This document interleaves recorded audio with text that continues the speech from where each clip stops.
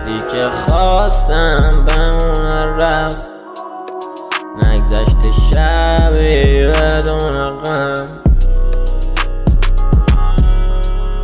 کیه که بدون قد، کیه که بدون رم. این شبا میبینم خواب تو فقط، ای جای این بغلت مونده رو تنم. ای رفتم هر جا که حرف تو زدن، ولی نمیشه جای حرف تو رو نزد.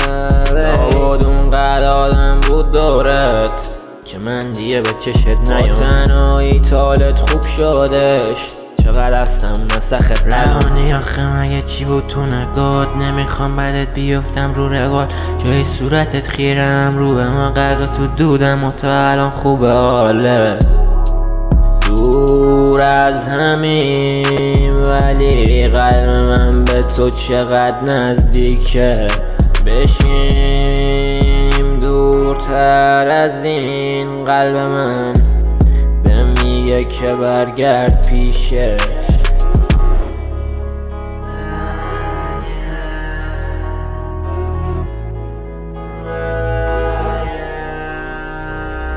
این روزا رو من همش میخوام، چون دیگه نمیبینم تو بیداری. تو بگو الان کنار کی خوابی، کی بعد تو میخواد الان با کی شدی؟ تو گوشت میپیچه صدای گریم، ذره ایم نکردی بمرم. جای رد پاد با خاطراتت قدم میزنه توی این فکرم.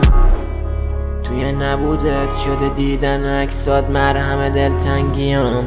این پنهون شده تو خودم که هنو منتظرم دلتنگ شی. اشکام شده بیشتر قطره بارون به یاد خاطرات، یاد دوتامون.